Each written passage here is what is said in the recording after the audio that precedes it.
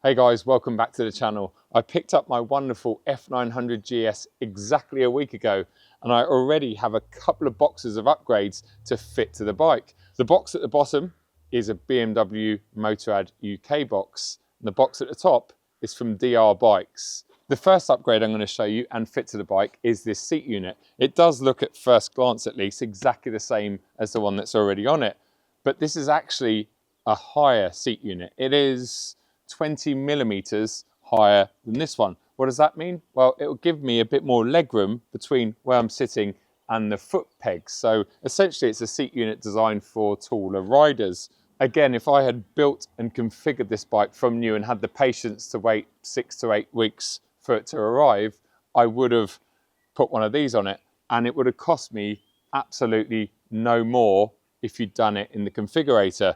For any of the fitting procedure, I'm actually going to shut up and put this action camera in my mouth so you get a good point of view of how easy or how hard the procedure might be. I'm definitely no expert.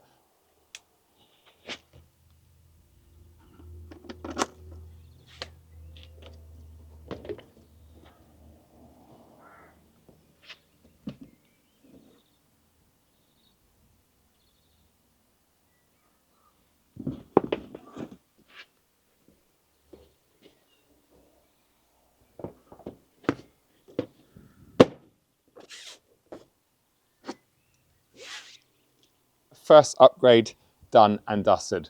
The next one is also a spare part from BMW Motorrad UK, and it is the higher screen. The bike currently has the standard small screen on it, which is useful for shorter riders once again, and maybe when you do a bit of off-roading. I need as much screen as possible to get me out of that wind when I'm sitting at 60, 70, 80 miles an hour. If I'd optioned this on the configurator, it would have cost me 175 quid. And I think that's about what it costs as a spare part. So you're not really gaining anything by configuring it. In fact, if you are buying it aftermarket, you then at least have the big screen and the small screen. I think it's quite straightforward and simple to fit. Looks like it's just 4 T2 bolts. So I'm going to get my action cam back in my mouth and give it a crack.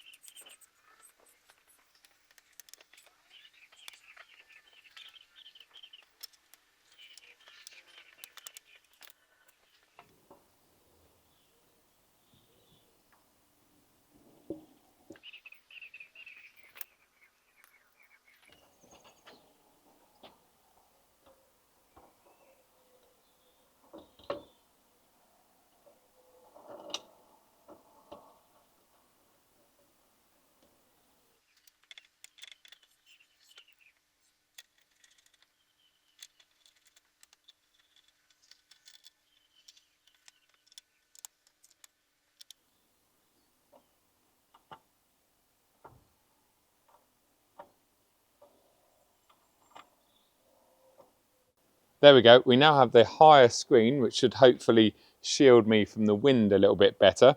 And we have the higher seat unit. Let's check out what I got from DR Bikes.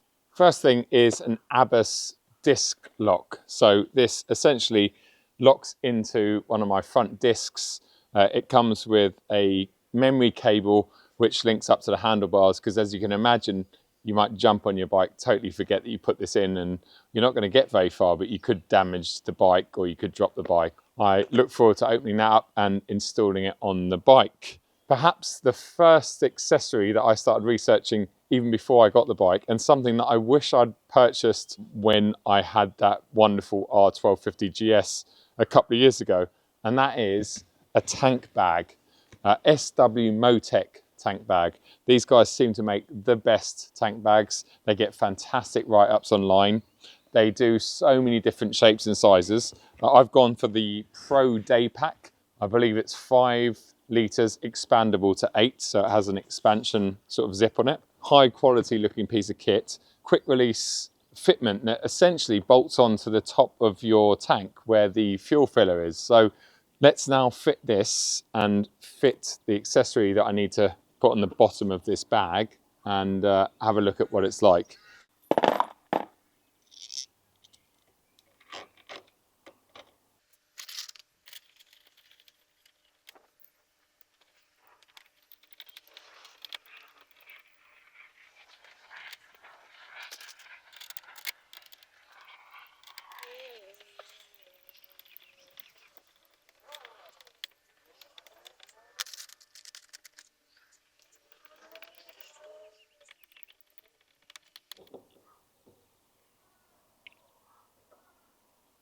Right, the tank ring is fitted. I do need to get myself some Loctite and refit some of those bolts. The light is disappearing and I'm meant to be on barbecue duties tonight. So I'm going to go next door and do that, and I'll finish the bag in the morning and then we'll jump on the bike and take it out for a ride. You now join me the next morning, and thankfully the sun is out, although it is quite cold. I've got all of my adventure gear on, ready to rock and roll. But first we need to put the mount on the bottom of this SW Motec bag. It's definitely worth looking at the instructions, because it's not just a case of mounting this on the bottom. There's also a pull cord which allows you to basically quick release it on and off.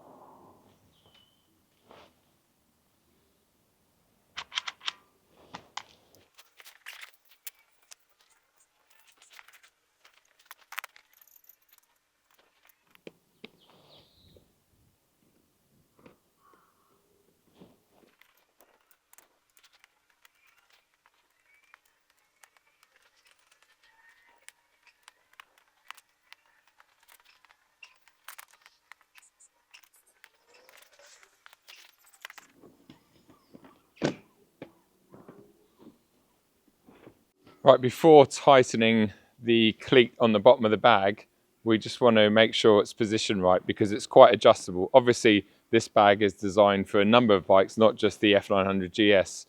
First thing we want to do is make sure we've got enough room where the handlebar is, where my phone is going to go on the quad lock, and when I'm on full lock on the handlebar. We can play around with that and adjust it once we get going, but I think with it furthest back like that, it's definitely not going to be in my way, because my body's going to sit around about here. The final thing we need to do is this red strap. We essentially want it to end up being a small pull cord. So we're going to insert this end into here.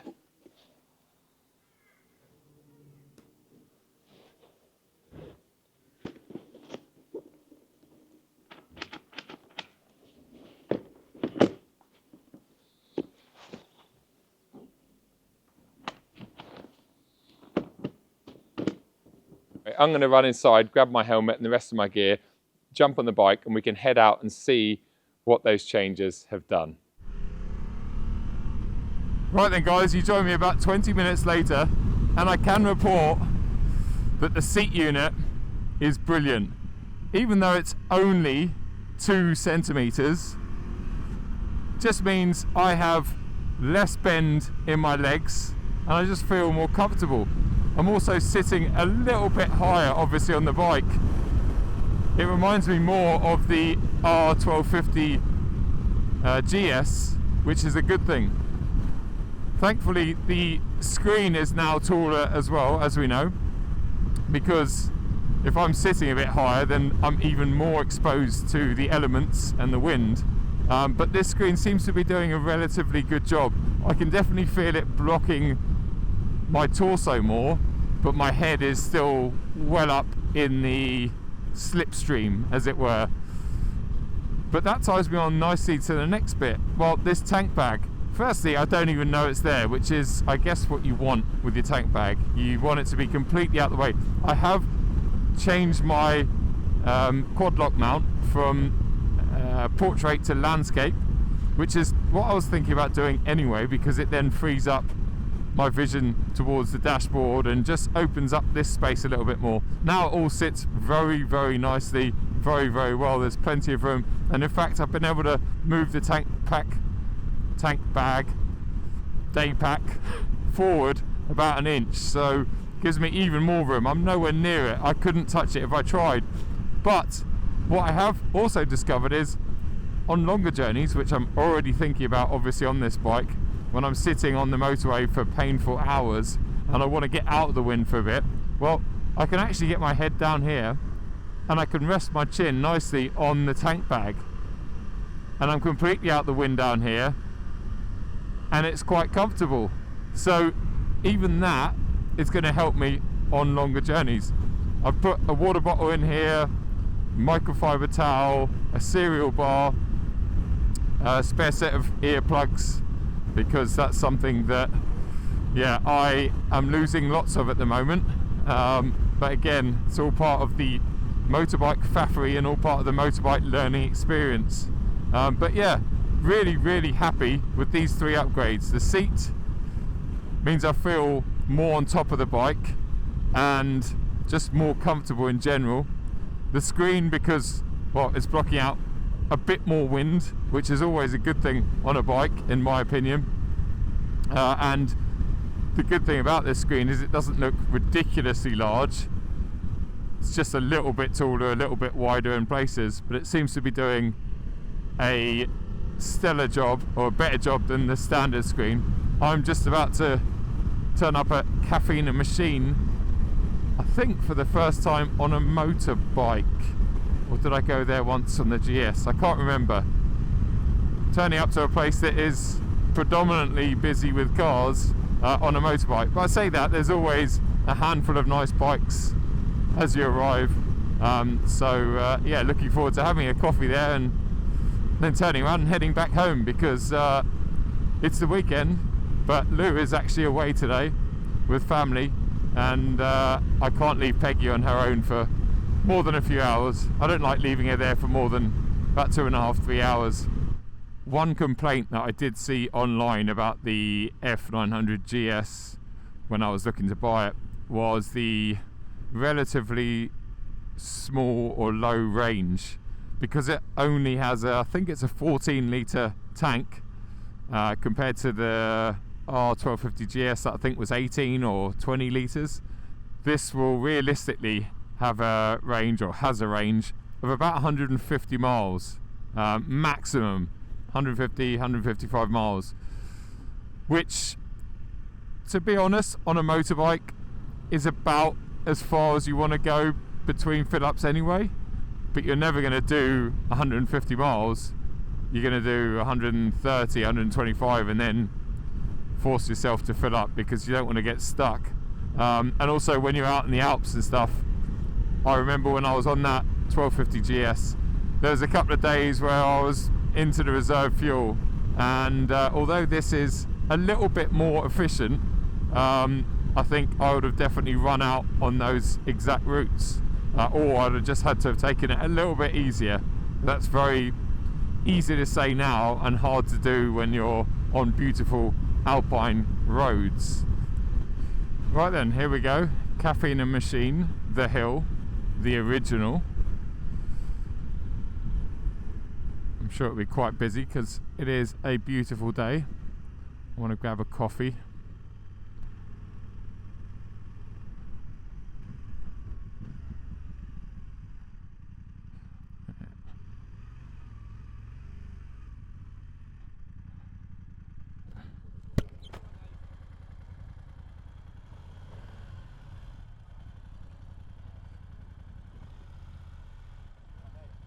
booked in with us for today? Just pop by for a bit. Yes, at 11:30. 11:30. Can I just take your name for you? Yeah, it's Achilles, ACH. Thank you, mate. Cheers.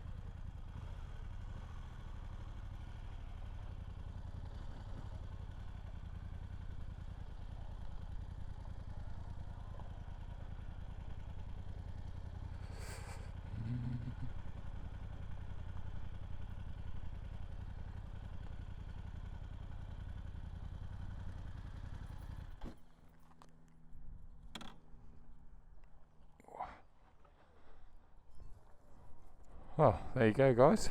Cafe in a machine on a sunny weekend. Pop down if you've never been down here before. I hope you enjoyed this video. I'm really glad that I've spent that extra bit of cash and time in researching the higher seat unit, higher windscreen, and this brilliant tank bag. Cool. I will see you at another video very, very soon. Cheers.